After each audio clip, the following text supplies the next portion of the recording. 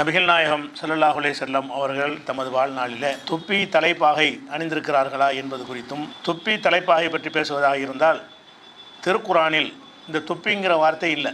தொப்பி போட்டாங்க போடலைங்கிறது இருக்கட்டும், தொப்பிங்கிறதுக்குரிய ஒரு சொல் இருக்குதுல்ல, அந்த சொல்லு கூட குரானில் வரல.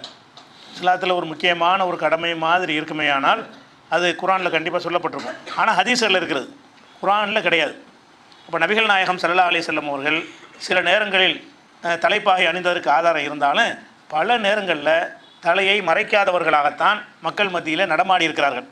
தொப்பிங்கிறது ஒரு முக்கியமான ஒரு மார்க்கத்தினுடைய கடமை போல் என்ன செய்கிறாங்க, அதிகமான முஸ்லீம்கள் வந்து நம்புகிறார்கள். இந்த நம்பிக்கைக்கு ஒரு காரணம் இருக்குது. எதனால் தொப்பி இஸ்லாமிய அடையாளம்னு வந்தது என்று சொன்னால், உலக நாடுகள்லாம் ஹிலாபத் என்கிற அடிப்படையில் உலகத்தில் உள்ள எல்லா முஸ்லீம் நாடுகளுக்கும் ஒரு தலைமை இருந்தது ஒரு காலத்தில். அப்போ எல்லாமே வந்து துருக்கியுடைய ஆட்சியின் கீழே இருந்தது நீண்ட காலமாக.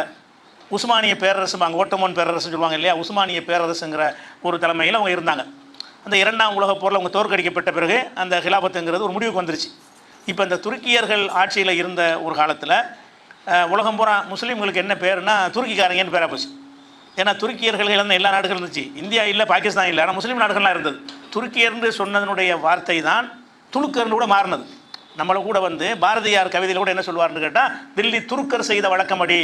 டில்லியில் உள்ள துருக்கர்கள் தான் அந்த புர்கா போடுறாங்கல்ல, அதை பற்றி பேசும்பொழுது பெண்ணின் முகமலர் திரையிட்டு மறைத்து வைத்தல் தில்லி துருக்கர் செய்த வழக்கமடின்னு அவர் படிக்கிறார். டெல்லியில் உள்ள துருக்கர்கள், துருக்கர்னா துருக்கிக்காரங்க. அப்போ நம்ம வந்து என்ன தான் இந்தியாக்காரனாக இருந்தாலும் நம்மளை துருக்கியில் தான் சேர்க்குறாங்க. எதனால் சேர்த்தாங்கன்னு கேட்டால், துருக்கி தான் உலக இஸ்லாத்துக்கெல்லாம் அப்போதைக்கு தலைமையாக இருந்தது. அந்த துருக்கியுடைய கலாச்சாரம் என்னென்னு கேட்டால் தொப்பி போடுறது. நல்லா வணக்கணும். எதனால் இந்த தொப்பி நம்மகிட்ட வந்துச்சுன்னு கேட்டால், துருக்கிக்காரர்கள் வந்து எப்போதும் தொப்பியோடவே இருப்பார்கள். இப்போ இல்லை, அன்றைய அந்த நேரத்தில். இப்போ எல்லாம் ரொம்ப ஸ்டைலாக மாறிட்டாங்க. அந்த காலத்தில் வந்து அந்த 47க்கு முன்னாடி உள்ள காலங்களில் எல்லாம் போருக்கு போகும்போது கூட ஒரு மரக்கா தொப்பியை மாட்டிக்கிட்டு தான் போருக்கு போவாங்க. துருக்கி தொப்பின்னு அதுக்கு பேர். இந்த தொப்பி எப்படி இருக்கும், தலையை மட்டும் மறைக்காமல் அதுலேருந்து 2 அடி மேலே இருக்கும்படி, அது செவத்தில் போனால் இடிக்கும், நிலையில் இடிக்கும். அந்த மாதிரி அடிப்படையில் போட்டிருந்தார்கள். சில மார்க் அறிஞர்கள் கூட தமிழகத்தில் அந்த துருக்கி தொப்பியை போட்டு கொண்டிருந்தார்கள். பழைய காலத்து மார்க் அறிஞர்களுடைய போட்டோக்கள் எடுத்து பார்த்தீங்கன்னா ஒரு தொப்பி போட்டிருப்பாங்க, தொப்பி இவ்வளோ உயரத்துக்கு இருக்கும். அப்போ அந்த தொப்பிக்கு பேர் என்ன, துருக்கி தொப்பின்னு பேர்.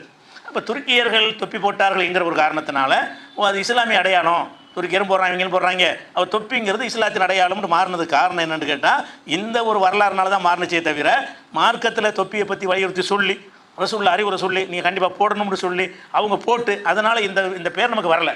தொப்பிங்கிறது ஒரு ஆடை மாதிரி உள்ளது. விரும்பினா போட்டுக்கலாம், விரும்பினா போடாமல் இருக்கலாம். அது போடணும், தொழுகைக்கு போடணும், அது முக்கியமான ஒரு விஷயம், அது நல்லது, நன்மை தரக்கூடியது, அப்படி கருதி போட்டார்களே, ஆனால் தப்பு.